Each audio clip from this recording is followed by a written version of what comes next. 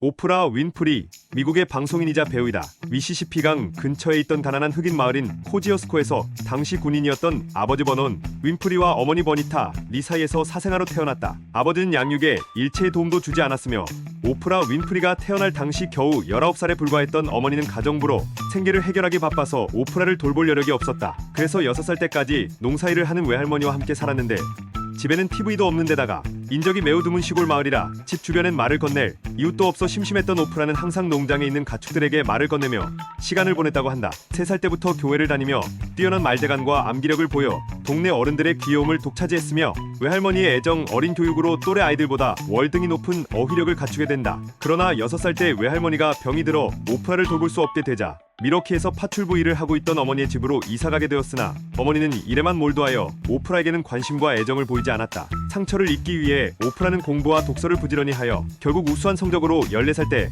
명문사립학교에 입학하게 된다. 그러나 오프라는 학교에서 자신이 유일한 흑인이라는 사실과 부모님의 관심 속에서 부유하고 안정적으로 살고 있는 백인 친구들을 보며 극심한 열등감과 좌절을 느껴야 했다. 설상가상으로 집을 드나드는 사촌 오빠, 삼촌의 성폭행이 계속되자 오프라는 견디다 못해 반항아로 변해 집 밖을 나돌게 된다.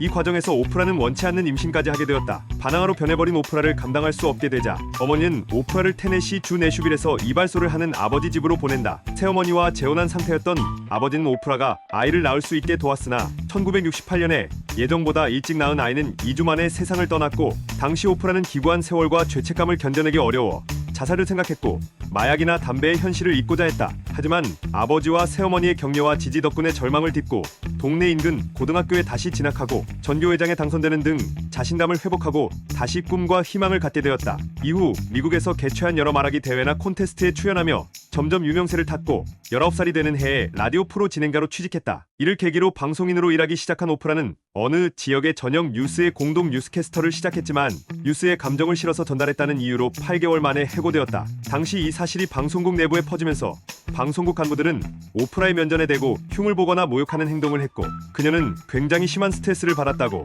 설상가상으로 남자친구와 결별까지 하게 되자 오프라는 견디다 못해 스트레스성 폭식을 시작하여 110kg에 육박할 정도로 살이 쪄서 주변 사람들이 못 알아보았다고 한다. 그러나 인생은 세웅지 마라 했던가 오히려 그녀의 즉흥적 감정 전달 능력 덕분에 오프라의 활동 무대는 낮 시간대의 토크쇼 People Are Talking으로 옮겨졌다. 이 당시 지역 방송 토크쇼에 나와 인터뷰를 했는데 당신이 만약에 100만 달러를 상금으로 받게 된다면 어찌하시겠습니까?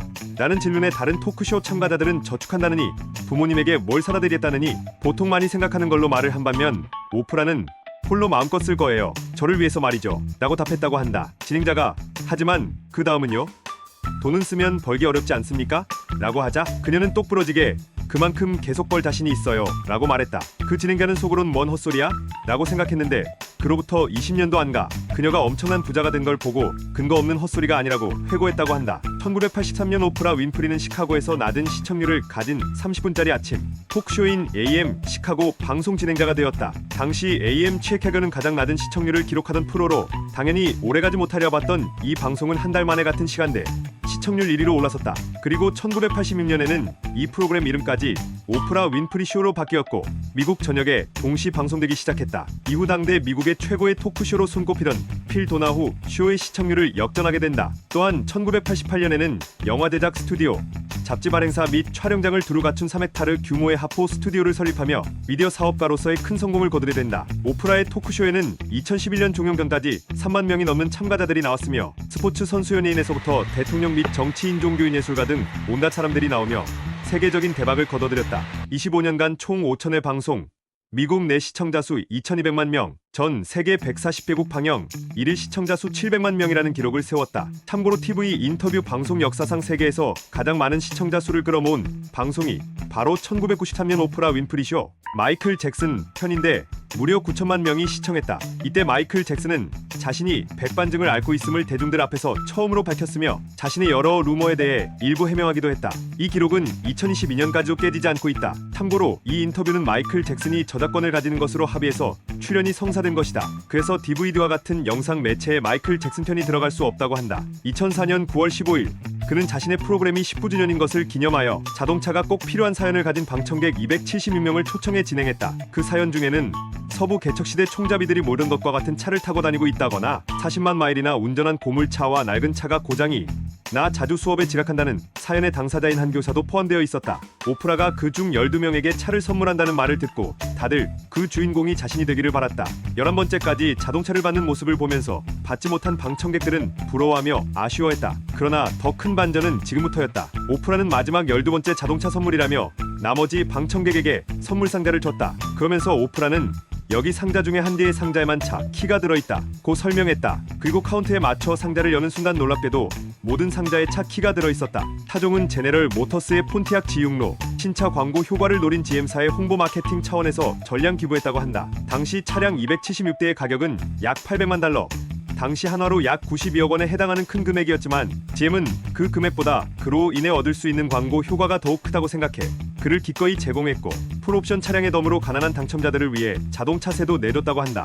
홍보 효과는 기대한 대로 당연히 대박이었다. 마이클 잭슨과는 93년 네버랜드 인터뷰 취재로 인연을 맺은 사이였으나 마이클 잭슨의 아동 성추행 무고 사건으로 인해 잭슨을 앞장서서 비판하거나 공개적으로 저격하는 행보를 보였다. 이 당시 언론의 공격과 지인들의 외면으로 정신적 궁지에 몰려있던 잭슨은 오프라의 이런 행보에 크게 유감을 표하기도 했다. 이는 오프라가 어렸을 적에 성폭행을 당한 영향일 수도 있고 아니면 마이클 잭슨에게 매우 적대적인 미국 언론에 합세한 것일 수도 있으나 이미 사실무근으로 판별된 루머로 마이클 잭슨을 능욕한 거라며 비판을 받았었다. 잭슨 사후 2019년 리빙 네버랜드가 개봉하자 다큐에도 출연한 자칭 피해자들과 만나 인터뷰를 한다. 직설적이면서 무례한 질문을 자주 던지는 편이다. 마이클 잭슨에게 동정이냐고 물어보고 섹스 테이프가 유출된 킴 카다시안에게 그 비디오 덕분에 니네 가족 유명해졌는데 그거 일부러 유추한 거냐라는 질문을 한 적이 있다. 그 외에도 백인이 되기 위해 시술을 받았냐는 등 무례한 질문들로 잭슨을 어이없게 만들기도 했다. 샵 같은 흑인임에도 원치 않는 병에 걸린 사람에게 이딴 식의 차별 발언을 서슴지 않는다는 것은